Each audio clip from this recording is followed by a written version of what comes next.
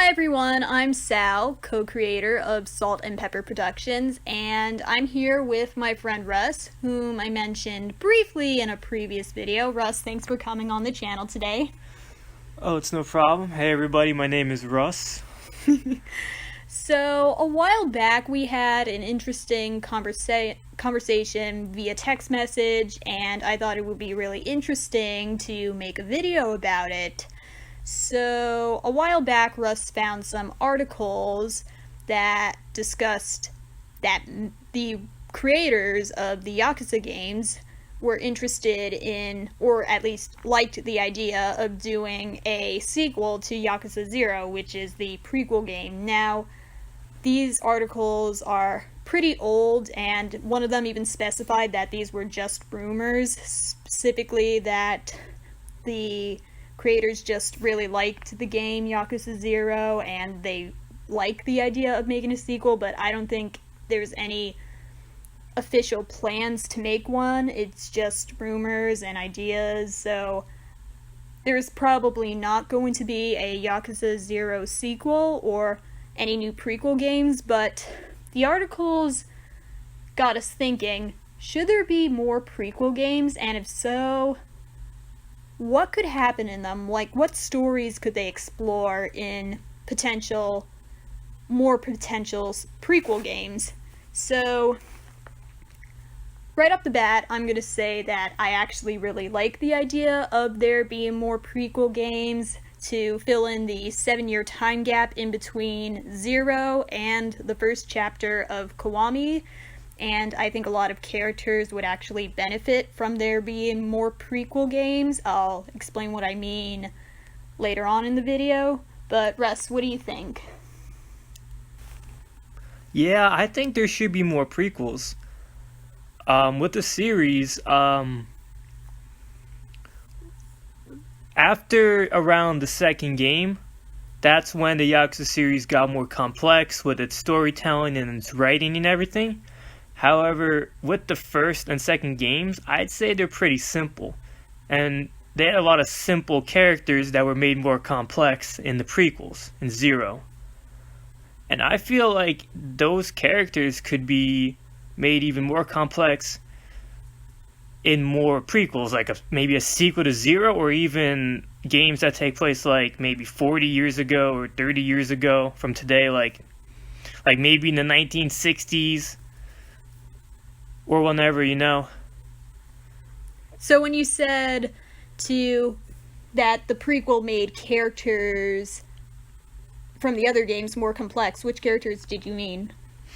Well, I mean, characters like Nishikiyama, in the first game, honestly, when I was playing it, when I played the Kiwami version, I didn't really care about him. I mean, he had a tragic story, but you only saw him a few times in that game. You only saw him a few times and he was angry at you and he hated you.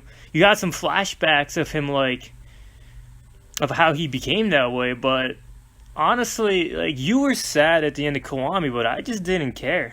I don't know, there didn't really seem to be some emotional impact for me just from the first game. Now, obviously, I felt something because I played 0, where Nishikiyama's character was much more developed. Especially in the one scene where Nishikiyama was about to kill Kiryu. In 0, that was powerful. Nishikiyama was a much better, brother to him, basically. Like a Yakuza brother.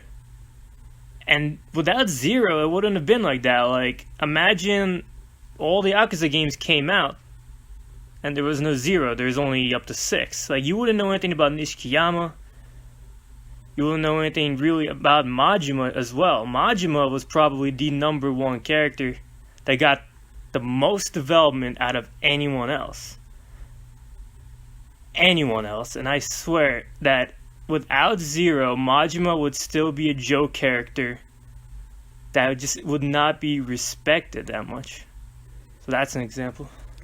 Okay, I'm glad you brought up how 0 helped expand on characters who didn't get a lot of screen time or development in the other games, and that's actually something that I kind of want to talk about later on. So now we're just going to get into all the ideas we came up with for potential story ideas or what could be covered in prequel games. So, for starters, at the very end of Yakuza 0, Kiryu decided to go rejoin the Dojima family, and Nishikiyama told him that he didn't think that was a good idea because Kiryu caused the family so much trouble over the course of 0. And this scene is actually really good setup for a potential Yakuza 0.5. I think a second prequel game could cover Kiryu's struggles being back in the Dojima family, him trying to regain the family's trust and good graces, because at the start of the Kiwami, Kiryu is a lieutenant advisor for the Dojima family, so I'm interested, how did he go from being Dojima's enemy to being a feared but well-respected lieutenant advisor about to receive his own family? So I think a sequel to 0, new prequel games could help fill in that 7-year time gap and help explain how Kiryu grew and became the lieutenant advisor he was at the very end, at the very beginning of Kiwami. And I think another thing that they could cover in more prequel games is a canon story for how Kiryu and Majima met and came to respect each other, because that after credits scene at the very end of 0, I don't think is really meant to be considered canon, or it doesn't establish how Kiryu and Majima met. It, more than anything, it's just a shout out to the other games. Like, they just run into each other on the street and Majima shouts, "Kiryu-chan!" and then the game ends. Like, that's more of a shout out than anything else. So I would like to see a canon story for how Kiryu and Majima met. And like a while back, I read actually a very interesting fanfiction that takes place shortly after 0, rather in between the final boss fight and Majima burying the watch in the empty lot. And that was actually a really well written fanfiction. Everybody felt in character, and I could honestly see a story like this happening in the Yakuza canon.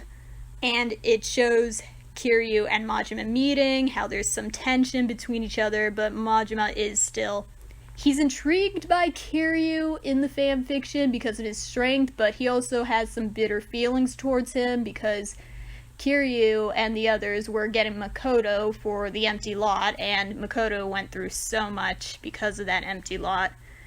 So I'll leave a link for the fanfiction in the description. If you like Yakuza 0, you'll probably like the fanfiction, and yeah, the fanfiction got me thinking that I would really like to see a canon story that shows how Kiryu and Majima met.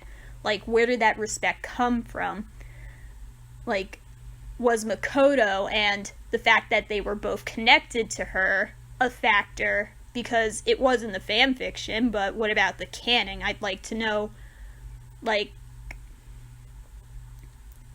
what was it like when they first met, and how did they come to respect each other? Like, I think Kiryu in the games calls Majima Nissan, so that shows that he has a lot of respect for him, despite his antics. So yeah, I just would really like it if they made a prequel game that not only helped explain what it was like to rejoin the Dojima family after 0, but also to explain how Kiryu and Majima met. And one other thing is, I like the idea of there being more prequel games because I think in the prequel games you could develop characters who didn't get a lot of screen time or attention. Like Russ was saying that you care about Nishikiyama's character because of 0. Like, 0 was a great game for him. And I feel that there are other characters who are in desperate need of development and screen time, like Shinji, like Yumi. When they died in Kiwami, I didn't feel sad because they didn't have a lot of screen time. I felt that I didn't know them as well as the other characters. I mean, yes, the scenes where they died are sad, but only because you're emotionally attached to Kiryu, to Haruka, so you know that they're suffering emotionally, but you don't really know anything about these characters who died, so I just think if they made more prequel games, they could get us invested in these characters. Like, show Shinji join the Tojo clan. There's a side quest story in Zero where we're introduced to Shinji, and it shows how Kiryu and Shinji met, and I actually really liked that side quest story, and it got me excited to see him in Kiwami, but then he was barely in Kiwami, and then he died, so I was actually very disappointed in Shinji's character, so I would like to see him continue to follow Kiryu as he said he would in that side quest story from Zero. I'd like to see him join the Tojo clan, and I don't think we even know what his tattoo was. Do we know what his tattoo was, Russ? Nishiki's? No, Shinji. Shinji's? I'm not sure, honestly. I'm Like- really not sure. Like, I'm pretty sure they didn't show it in Kiwami, and I don't know, maybe they'll mention it in future games. Like, we're not caught up with the series. We've only seen or played Zero, Kiwami, and Kiwami 2, and we're in the middle of Judgment right now, so I guess it's possible that Shinji will appear in flashbacks in future games, because Kazama is dead after Kiwami, but he appeared in a flashback in Kiwami 2. Regardless, I think Shinji is a character who really needs the screen time and the development so you can get more invested in his character, so when he does die in Kiwami, you care more. And I think the same can be said about Yumi. Like, I'd like to see a prequel game develop Yumi's relationship with Kiryu and the others so we can get invested in her, because she is another character who doesn't have a lot of screen time in Kiwami. She's crucial to the story, but she doesn't get a lot of screen time, so you don't really get much of her character, so when she dies, you feel sad for Kiryu and Haruka, but not really for Yumi. So I think Yumi is another character who would benefit from there being more prequel games. And I think they could probably also introduce and characterize Nishikiyama's younger sister. She was a character who was important to Nishikiyama's character development and his downfall during the flashbacks in Kiwami. So I think it would be cool if prequel games introduced her and characterized her, because we only know her as Nishikiyama's sister. Like, we don't even... Well, actually, they do mention her name in Kiwami, but we never see her, so... There's another character in Kiwami who I would like to see more of in potential prequels, because...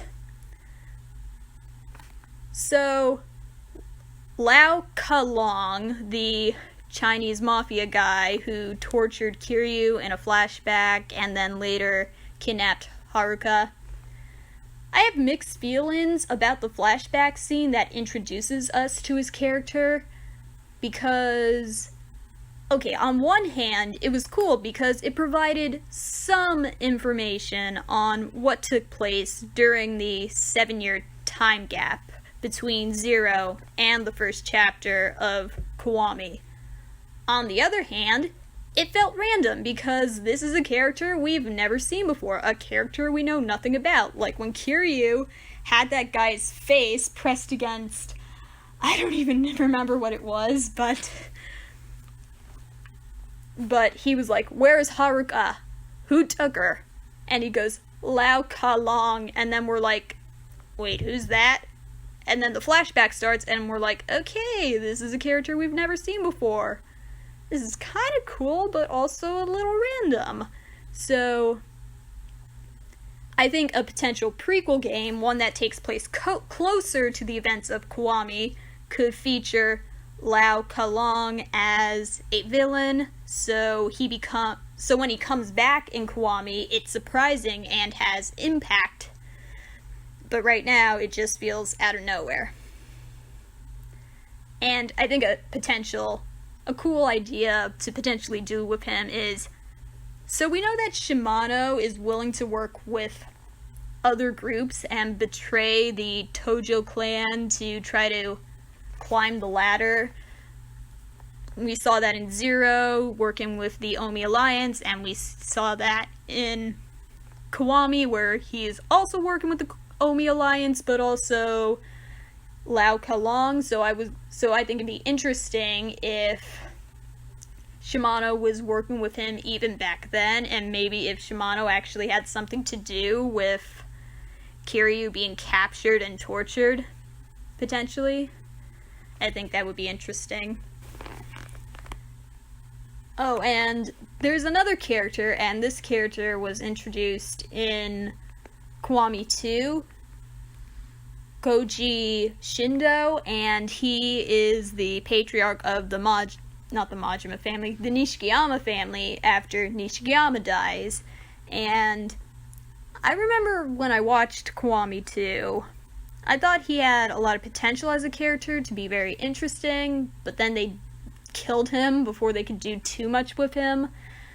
Like, I was interested, when he has a grudge against Kiryu, it seems, and he seemed to have at least some respect for Nishikiyama, and I would like to see where that respect came from. So if they made a prequel game or a midquel game that takes place during the 10-year time gap when Kiryu is in jail, and they developed his character there, I think that would benefit his character, because I thought he had the potential to be a good character, but then they killed him off. Potentially even having, a game like the Midquel, however you pronounce it, where you play as Nishiki, now that would be interesting. Or even as someone in his family.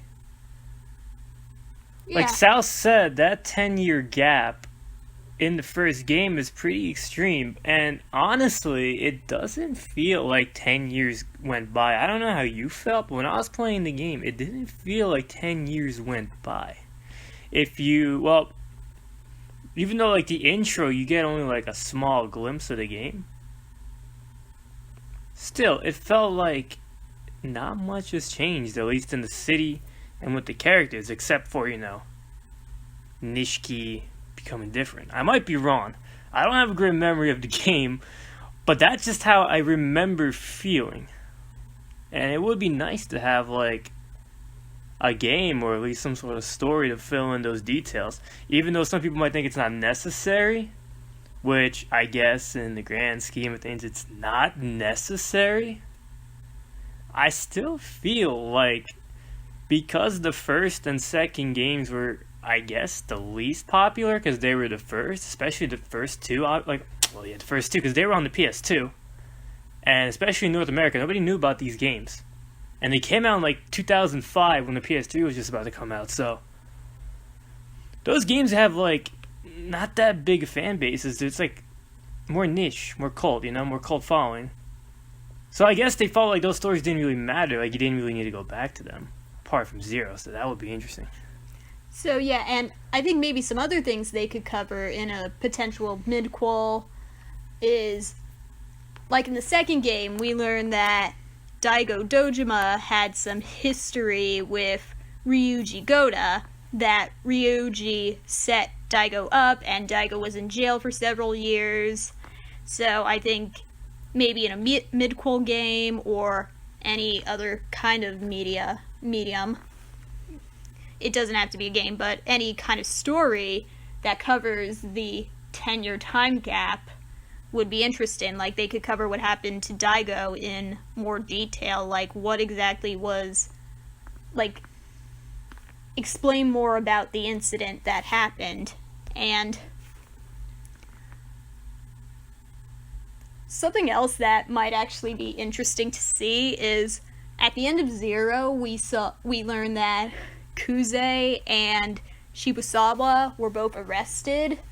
Iwano was killed, but Kuze and Shibusawa were arrested. So what if Kiryu ran into them in jail? That would be pretty funny. That would be funny, especially Kuzu. It's like, I gotta kick his ass again? Come on. That would have been funny. I mean, that would be interesting, you know, that like a little scene in there where you spot him, but yeah, that would actually be pretty meme-worthy. I know the Kuza versus Kiryu is pretty memed up, but yeah. But yeah, like, again, like what you said before, like, do we need this story? And I think the thing is, like, I think it would be a lot harder to write a midquel, maybe. Like, as I said before, I think that scene where Kiryu decides to go back to the Dojima family at the end of Zero sets up an obvious story to tell. Like, if they wanted to do a sequel to Zero, there's an obvious story to tell, but if they wanted to do a midquel that takes place in between Kiryu getting arrested and Kiryu being released, if they wanted to do a game that takes place during that 10-year gap, I feel like there's not really...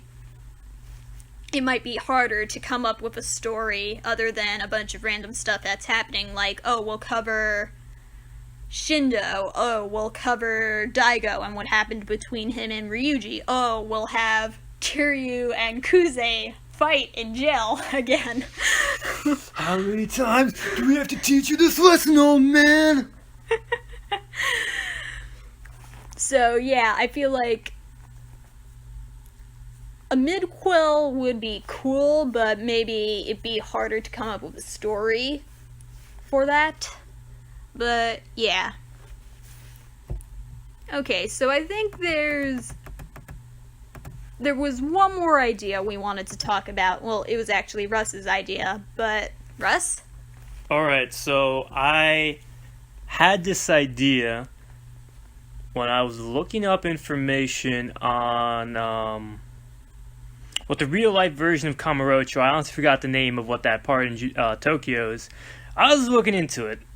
Like, what was it after World War II? Like, how long did it take to modernize and become similar to what it is now? And I came to the conclusion that it was probably around the 70s that it became close to what it is. So I was thinking there could be a story with Shintaro Kazuma as the main character. So looking him up, I found out he was born in 1945. So that would make it perfect for a game set in the late 60s and in the early 70s.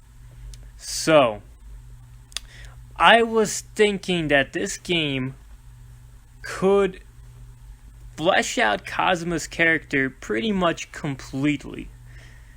We could see the start of the orphanage, and we could see how he got into the Tojo clan. We could even see the beginning of other characters in the Tojo clan, like Dojima.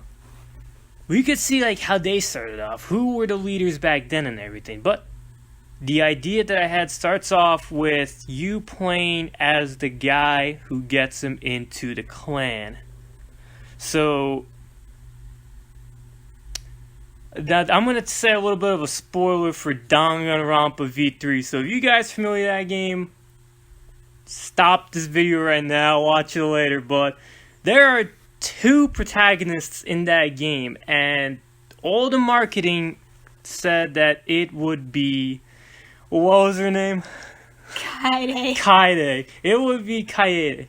But it wasn't. It was our boy Suichi who became the main character, but nobody knew that until she died and he became the character. So I'm thinking it could be like the same way. You start off as this guy. All the marketing says, oh, you're going to play as Shintaro Kazuma's, I don't know, the guy who got him into the clan. Basically, you play as the Kazuma to Kiryu. But then he dies. And basically, you switch over to playing as Kazuma.